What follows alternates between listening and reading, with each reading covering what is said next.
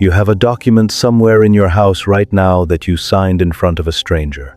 Maybe it was a mortgage, maybe a passport application, maybe just a form at the bank where someone stamped it and you barely looked up while you did it. A notary, a witness. A signature that turns your word into something the law will take seriously.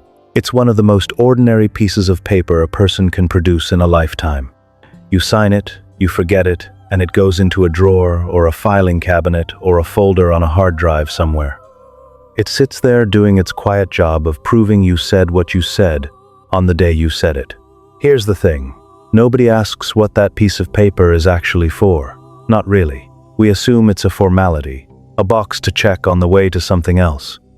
We don't think of it as the only thing standing between an event and its disappearance from history, the only thread connecting something that happened to a world that will, eventually, need proof that it did.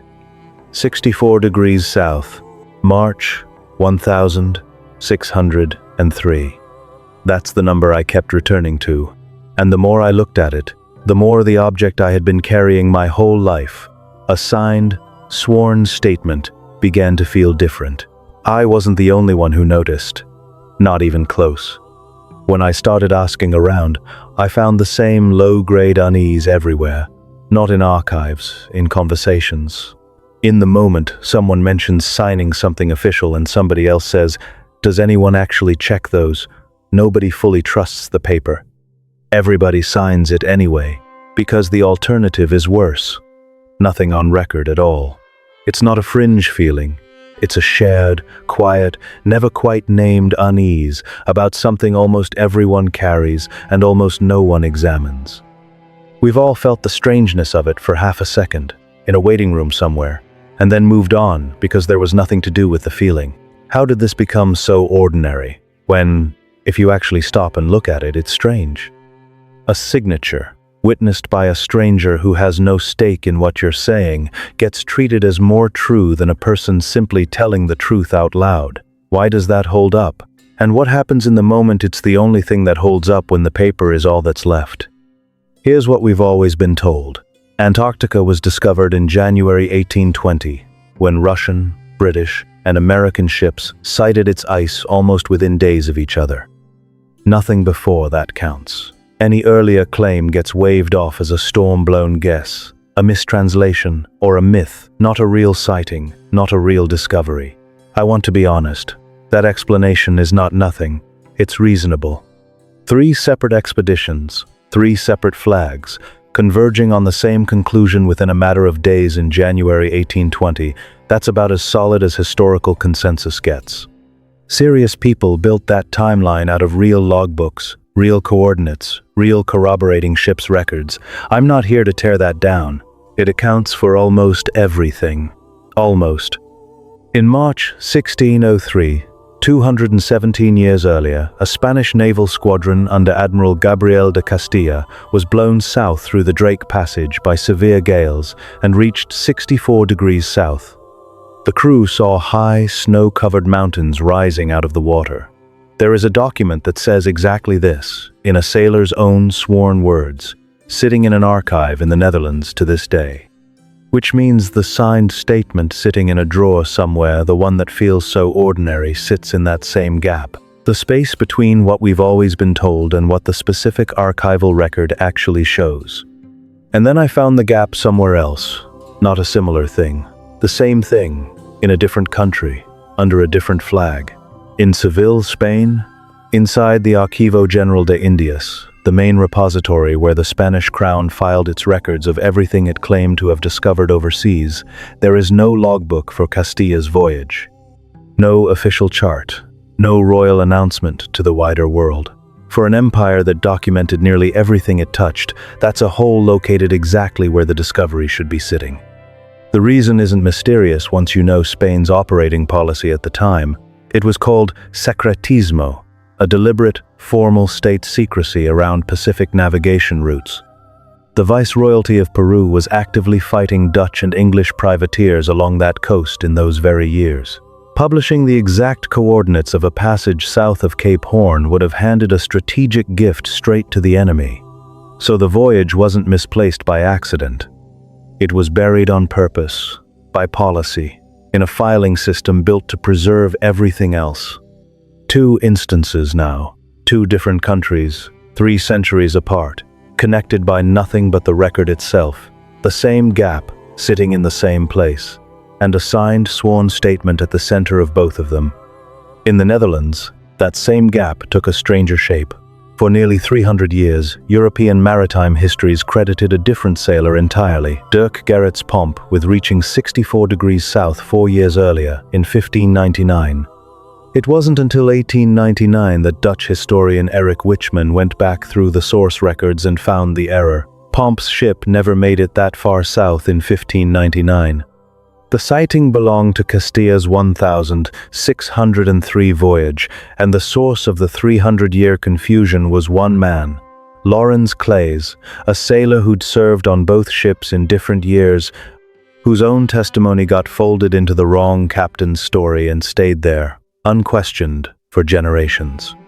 900 kilometers north of Seville, a different language, a different empire, a different century's worth of scholars, simply repeating the mistake. Same gap, different shape, entirely. In Moscow, in 1949, the gap took a political shape. As the world moved toward negotiating what would become the Antarctic Treaty, Soviet historians formally revised the records surrounding Bellingshausen's 1820 voyage, asserting that Russian sailors were the sole original discoverers of the continent, full stop.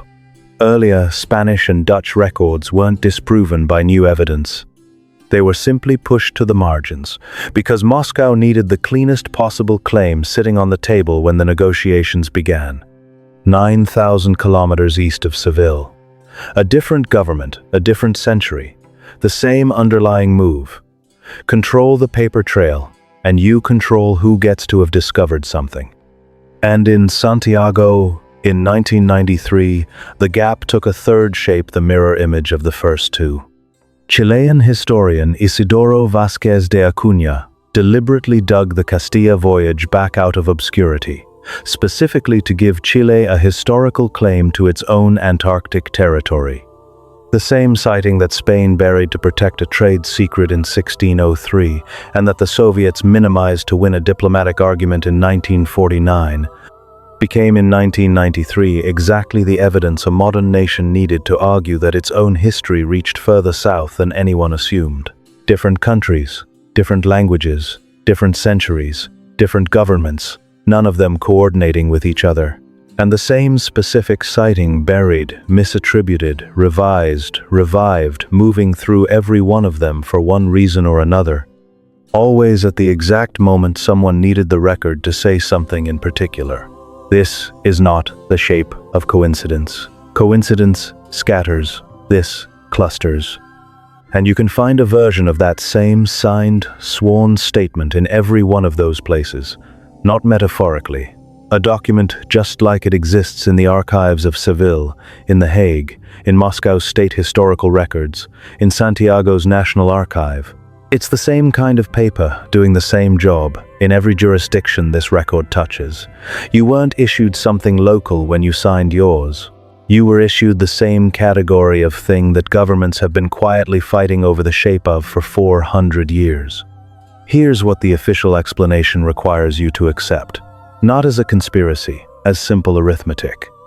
4 institutions, 4 centuries apart in effect, though the events themselves span from 1603 to 1993, 390 years. Spain suppresses a sighting in 1603. The Netherlands misattributes it to the wrong sailor for 296 years, until 1899. The Soviet Union revises the international record in 1949, 50 years after that correction. Chile revives the original 1603 sighting in 1993, 44 years after the Soviet revision. 4 governments. 0 shared communication between any of them about what to do with this one specific sighting. And every single one of them, independently, across nearly 4 centuries, treats it as something to be managed rather than simply left alone as a fact. I'm not saying anyone coordinated this across 400 years. Nobody could. I'm saying the coordination problem doesn't have a clean answer sitting inside the official explanation, and the official explanation has never once been required to provide one. Discovered in 1820 is treated as settled fact, full stop, in textbooks and museum placards everywhere. What happened to the sighting that came 217 years earlier has never even been treated as a question worth asking. Before we go further, if you're the kind of person who notices gaps like this one, the subscribe button does more for a channel like this than you'd think. It costs you nothing, and it means a lot. A signed statement is the product of that same instinct, whatever it actually was, however it actually happened. You are holding right now, somewhere in a drawer, the output of a system that has decided, again and again, across 4 centuries and 4 governments, that a sworn account of what someone saw is worth suppressing, misplacing, revising, or reclaiming, depending entirely on what the moment happens to require. Lawrence Clays, The Hague, around 1608. A sailor standing before municipal officials, giving sworn testimony about a voyage that ended 5 years earlier. He hadn't chosen any of it. His original ship, the de Boodschap, was crippled by storms off the coast of Chile back in 1599. Spanish authorities captured the crew when they limped into Valparaiso for repairs. Short on skilled seamen along that stretch of coast, the Viceroyalty simply pressed Clays into its own navy. 4 years later, Admiral Gabriel de Castilla put him aboard the flagship Jesus Maria, and Clays went where he was sent, because that was the job now. He wasn't an explorer chasing the edge of the map. He had no ambition invested in what that ship found. He was on board because his own ship had failed, and the Spanish crown needed hands. When the storm pushed them south to 64 degrees, and the snow-covered mountains came into view off the deck, he watched the way any conscripted sailor watches something strange out of necessity, not wonder, with no idea it would matter to anyone later. He wasn't making history. He was doing his job, the one he'd been assigned against his will. And doing it exactly as required, he became the one human being whose sworn words would outlive the ship's, the admiral, and the empire's own official record of the voyage. Clays didn't know what he was part of. The record doesn't show that anyone ever told him his testimony would become nearly 300 years later. The single surviving proof that Antarctica, or something very close to it, had been seen long before Antarctica was supposed to exist. That's either ordinary bureaucratic indifference, or it's the most important detail in this entire investigation. The record itself can't tell us which one it is. I want to be honest with you about what I cannot prove, not as a disclaimer at the end to cover myself, as the most important thing I can say in this whole video. I cannot prove that Spain's silence was anything more than ordinary wartime caution, not some dramatic cover-up, just standard policy applied to a routine report. I cannot prove that the Soviet revision in 1949 was a deliberate erasure rather than simple national pride dressed up as scholarship, which happens constantly and doesn't require a conspiracy to explain. And I cannot prove that Clays's testimony is fully accurate. Dead reckoning in a storm 200 years before reliable navigational instruments leaves real room for honest error. What I can show is the pattern. What I cannot show is the intent behind it. And I want to be clear about the difference. A pattern without documented intent is not proof of anything on its own. It's a shape sitting in the record that the official explanation has simply never been required to account for. I'm also aware that I've been looking at gaps like this one for a long time now, and minds that go looking for patterns tend to find them whether the pattern is really there or not. I'm not exempt from that tendency, and I'm not going to pretend I am.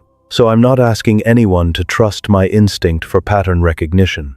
I'm asking you to look at the 4 specific documented instances laid out here: Seville, The Hague, Moscow, Santiago, and decide for yourself whether, discovered in 1820, honestly accounts for all 4 of them. It doesn't account for all 4. That's not my conclusion to hand you. That's just the gap, sitting there in the archives, exactly where anyone can go check it. There's one thing the record preserved that connects the statement in your drawer to everything laid out here. It's Clays's own deposition, a handwritten, sworn legal document that sits today in the Municipal Archive of The Hague. It sat there unread by outside historians from around 1608 until 1902, when an American researcher named Edwin Swift Balch went digging through Dutch municipal records and found it by chance. It exists right now. It's accessible to anyone who requests it. It didn't survive because someone made a decision to protect it. It survived because the system processing everything around it never recognized what it actually was. The statement in your own drawer, your own file, your own hard drive, is exactly where it was before you started watching this. It'll be there tomorrow too. Nothing about the paper itself has changed. Same weight, same signature, same stamp pressed into the corner. What's changed is what you now know about where this category of document actually comes from. About a 400-year window in which one sailor's sworn account of one sighting was buried by an empire in 1603, misattributed by a nation until 1899, revised by a government in 1949, and revived by another government in 1993, each one shaping the same document to fit what it needed in that moment. About Lawrence Clays, who gave testimony in a room in The Hague in 1608, without ever being told what it would go on to outlive. A signed statement wasn't created for you. It was created about what you said, one system's specific, narrow way of deciding what counts as having actually happened. And that system has no category at all for what you might eventually ask about who controls it, where it goes, or what it becomes worth to somebody else, later, in an argument you'll never even be part of. Clays's deposition is still there, and if you sit with it long enough, it tells you exactly how something becomes ordinary, not through familiarity, through the completely unremarkable act of no one ever explaining, at the time, why it was necessary in the first place. You've been signing documents like this since before you were old enough to understand what a signature actually meant. You've never been asked whether you wanted the system that decides what your word is worth. You've never been told what it replaced. What would you do differently if you had been?